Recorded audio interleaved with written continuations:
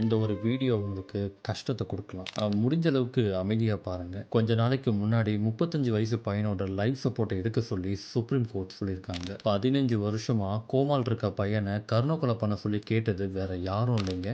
அவன பெத்தவங்க தான். இந்த மாரி ஒண்ணு நமக்கு ரொம்பவே புதுசு. அது எப்படி பெத்தவங்களால தான் பையன கொல்ல சொல்லி சொல்ல முடிஞ்சது?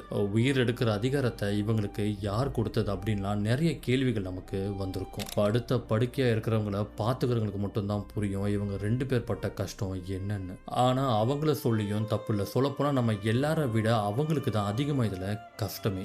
இவ்ளோ நாளா புள்ள உயிரோட தான் இருக்கான். எப்படியாச்சும் நனவு திரும்பிடும்னு அவங்களும் 13 வருஷமா காத்துக்கிட்டு இருந்திருக்காங்க. எல்லாரும் மாரியும் காலேஜுக்கு போன ஹர்ஷத் ராணா 2013ல ஹாஸ்டல்ல 4வது மாடியிலேருந்து கீழே தவறி விழுந்திருக்காரு. தலையில பலமா அடிபட்டதுல 1ல 2ல 13 வருஷமா கோமால இருந்திருக்காரு.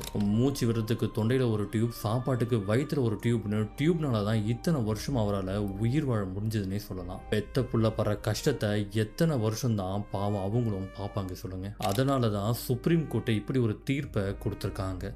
தீர்ப்பை வாசிக்கும் போது அந்த நீதிபதிகள் கண்கலங்கி தான் போயிட்டாங்க. ஒரு உயிரை எடுக்கிறதுக்கு யாருக்கும் உரிமை இல்லை. டாக்டர்ஸோட வேலையே உயிரை காப்பாற்றுறது தான், அது இல்லைன்னு சொல்லலை. ஆனால் குணப்படுத்தவே முடியாத ஒரு உயிரை காப்பாற்றி என்ன பண்ண போகிறோம்? பேசாமல் அவருக்கு கொடுத்து வர லைஃப் சப்போர்ட்டை ரிமூவ் பண்ணிடுங்க அப்படின்னு நீதிபதிகள் கண் கலங்கிட்டு இந்த ஜட்ஜ்மெண்ட்டை கொடுத்துருக்காங்க. பொதுவாக 2 விதமாக கருணை கொலை செய்வாங்க. சம்மந்தப்பட்ட நபருக்கு ஊசி போட்டு கொள்வாங்க. 2வது அவருக்கு கொடுத்து வர லைஃப் சப்போர்ட்டை நிறுத்திடுவாங்க. அர்ஷத்தோட உயிர் இந்த 2வது மூலமாக தான் போயிருக்குங்க. சில பேர் லைஃப்பை பார்க்கும்போது தான் நம்ம லைஃப்பில் படுறதுலாம் கஷ்டமே இல்லைன்னு தோணுதுங்க. இதை பற்றி நீங்கள் என்ன நினைக்கிறீங்கன்னு ஷேர் பண்ணுங்கள்.